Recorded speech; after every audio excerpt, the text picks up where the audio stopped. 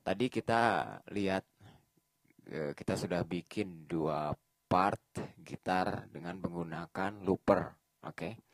Jadi tadi partnya seperti ini.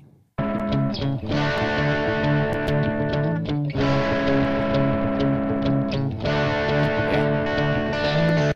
Nah, sekarang saya mau menjelaskan secara detail apa aja sih yang ada di looper gitu ya. Jadi tadi itu kita udah lihat kita bisa ngerekam overdub ya, terus bisa nambah, terus sebenarnya ini unlimited, jadi kapanpun kita mau nambah bisa aja gitu ya, gitu. Nah, kalau kita lihat dari di sini, kalau misalkan kita set satu bar itu akan menjadi satu bar pada saat ngerekord. Terus tadi karena saya set 4 bar ya, ini 4 bar ya, 1 2 3 4, satu bar 4 ketukan gitu ya.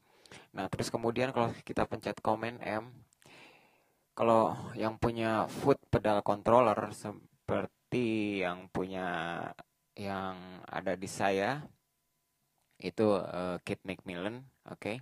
Itu juga bisa dipakai ya, foot pedal controller MIDI ya. Itu lebih enak buat para gitaris untuk session seperti ini menggunakan looper ya, recording atau pada saat live gitu. Jadi seperti kita lihat yang warnanya ungu ini, biru-biruan ini bisa kita set ya. Jadi ini saya set, ini saya ini lagi, ya kan? Ya. Nah, misalkan jadi yang ini saya set yang paling pertama, terus kalau nge-record yang salah, ini pertama, yang ini dua, tiga, empat, oke, gitu. Ya, itu yang paling esensial ya. Itu yang paling esensial sebenarnya. Yang harus kita assign di controller kita ya. Entah di foot controller atau di konsol di keyboard controller ya. Oke, kalau sudah ya. Nah, terus ada namanya redo. Oke, ada namanya clear. This quantization. Saya jelaskan yang quantize. Jadi otomatis permainan kita akan mengquantize sesuai dengan apa yang ada di sini. Oke, global kan setnya situ. Bisa aja sendiri gitu ya, 1/16 atau 1/8 atau satu bar. Oke, kemudian redo. Kalau misalkan kita permainannya salah pada saat ngerekord, atau saya jelaskan habis ini. Saya akan memasukkan satu instrumen lagi di looper yang sama. Oke, terus tinggal di redo aja. Kalau clear ya otomatis apapun yang kita udah rekam sebelumnya akan hilang. Kita start dari awal lagi. Oke, ini record 4 bar tadi udah. Nah, ini yang paling esensial. Kalau misalkan saya ini klik, kita ketahuan. Oke, tapi ini nggak bisa di-assign. Yang bisa di-assign di sini doang. Oke, ini otomatis. Ya, kalau misalkan saya pencet yang record setelah ini, ya otomatis kan. Jadi nge-record. Tapi kalau yang ini kita klik aja, gitu ya. Nah, song control, start song. Nah, ini akan mengikuti tempo si project, oke. Terus set and follow song tempo. Jadi dia akan ngikutin. Kalau set dia akan ngikutin posisinya juga, oke. Sesuai yang di arrangement view ini. Kemudian speednya bisa kita naikin.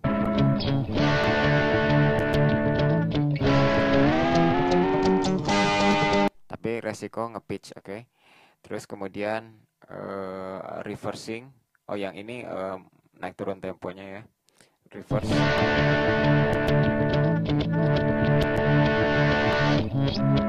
Ya, jadi mundur dia ya. Nah, kemudian yang ini feedback ya.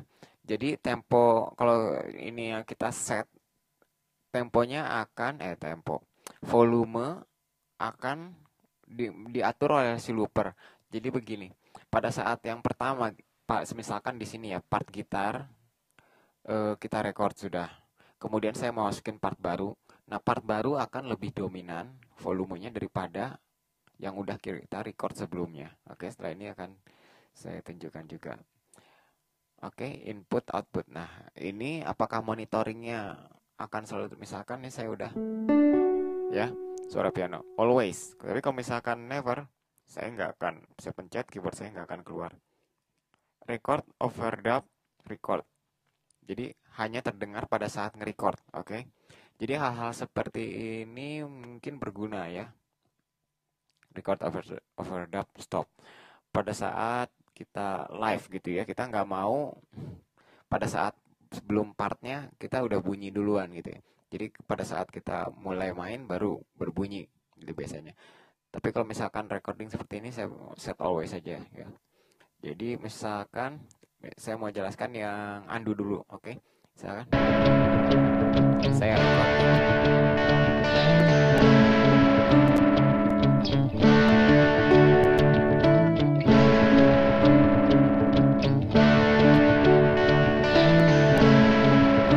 Oke, record kan. Ya, terus saya undo. Ya, jadi rekaman saya tadi nggak ada. Jangan clear, kalau clear hilang. Saya nggak mau nyontohin di sini. Jadi saya redo lagi, oke? Jadi tadi udah.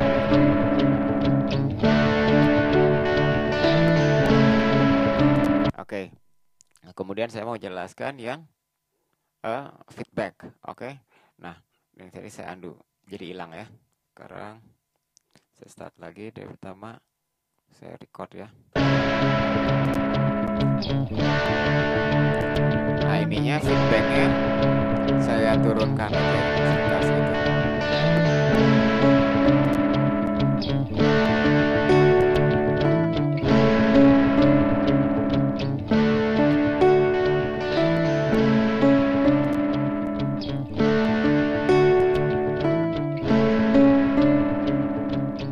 Oke, terus saya play ya.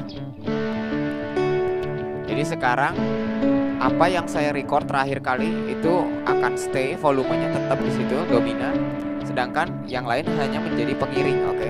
Dan ini value-nya bisa kita atur, oke? Karena tadi sekitar 50%-an, 58, jadi amat sangat turun sekitar 40% atau 50% apa yang sudah kita record sebelumnya ya, volumenya turun sekitar 40%-an gitu ya dari 100%. Sedangkan yang dominan yang kita record barusan akan dominan mendominasi volume 60% gitu ya. Oke. Jadi nah, udah kalau misalkan ada satu lagi yang terakhir ini ada bagi 2 kali 2. Ya, ini sama kayak di klip informasi ya yang kita tahu. Jadi misalkan kita play. Ya, tapi ini salah nih. Salah. Oke. Nah, ini kemudian ada bagi 2 sama kali 2 ya. Ini bukan bukan tempo ya. Bukan tempo. Kalau misalkan yang di klip itu ada bagi 2 kali 2 itu BPM. Jadi kalau misalkan 98 jadi 2 kali lipatnya gitu atau setengahnya gitu. Tapi kalau ini adalah panjang dari si barnya. Oke, kalau misalkan bagi 2. Nah, jadi tadi 4 bar hanya menjadi 2 bar gitu ya. Kali 2 jadi 4 bar. Apakah ini bisa di Command M? Bisa ya. Jadi kita bisa ngatur juga. Oke. Nah, ini amat sangat berguna banget ya buat live performance gitu ya. Buat vokal sama gitaris ya yang ke live terus kemudian ngelup 4 bar, 2 bar, 8 bar gitu ya. Dan yang ingat-ingat aja pesan dari saya sih, jadi permainannya benar harus rapih ya.